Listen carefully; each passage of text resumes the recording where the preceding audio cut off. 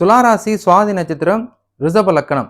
So உங்களுக்கு வந்து பிறந்த எண் 8, விதி எண் 8. என்ன தொழிலை நான் தெரிவு செய்யலாம்? அப்படின்ற ஒரு கேள்வி உங்களுக்கு வந்துருச்சு. இப்ப வந்து ஜோதிட சாஸ்திரங்கள் அப்படின்னு வரும்போது வந்து, நீங்க வந்து இந்த நம்பரெல்லாம் நீங்க பார்க்கணும் அவசியம் இல்ல. ஜோதிட சாஸ்திரங்கள்ல வந்து உங்களுக்கு வந்து லக்கணத்துக்கு 10ஆம் இடம் எப்படி இருக்குது? 10க்குரியவர் அதிபதி எப்படி இருக்கிறார்?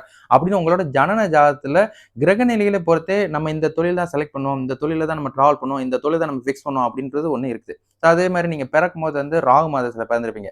2வது குரு மாதத்துல தொடருவீங்க. ஸோ அப்ப இப்ப 22 வயசுனாலே குரு மாதத்துலாம் டிராவல் பண்ணீங்க. ஸோ அப்ப இங்க நடக்கிற தசாவை பொறுத்தும், உங்களோட ஜனன ஜாதகத்துல இருக்கிற தொழில் ஸ்தானத்த பொறுத்து தான் உங்களுக்கு வந்து என்ன தொழில், என்ன மாரி விஷயங்கள் நீங்க வரப்போறீங்கன்றது இருக்கு. 2வது வந்து உங்களுக்கு வந்து தொழில் ஸ்தானம் அப்படின்னு வரும்போது வந்து லக்னத்துக்கு 10 வந்து சனியோட வீடா வருது. அப்ப சனியோட வீடா வருது அப்படிங்கும்போது வந்து நீங்க வந்து ஃபுட் இண்டஸ்ட்ரி எடுக்கலாம்.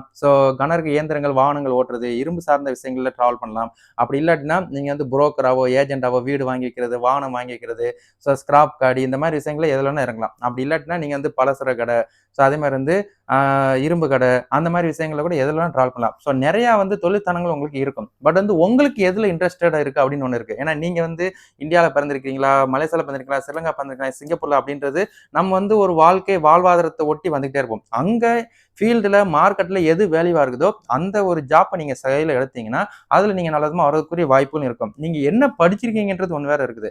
உங்க படிப்பை பொறுத்தும், அந்த படிப்புக்கு ஃபர்ஸ்ட் ஒரு எக்ஸ்பீரியன்ஸ் எடுங்க. அந்த எக்ஸ்பீரியன்ஸ வச்சுட்டு நீங்க என்ன தொழில செய்ய போறீங்களோ, அதுக்கு தகுந்தாற் போல நீங்க அப்டேட் ஆயி வந்துட்டே இருப்பீங்க. பட் இந்த மாரி நீங்க விதி எண்ண வச்சும், உங்களோட அதிர்ஷ்ட எண்ணையும் வச்சு வந்து நீங்க வந்து எதையும் செலக்ட் பண்ண முடியாது. உங்க ஜனன ஜாதகத்துல நடக்கிற தசா புத்திய பொறுத்தும், உங்களோட தொழில் ஸ்தானத்த பொறுத்தும், இப்போ உள்ள கிரக நிலையை பொறுத்து தான் உங்களுக்கு வந்து இந்த தொழில் வரும், இந்த தொழில் வராது. அப்படின்றதுல நீங்க ஃபோக்கஸ் பண்ண முடியும். சரிங்களா?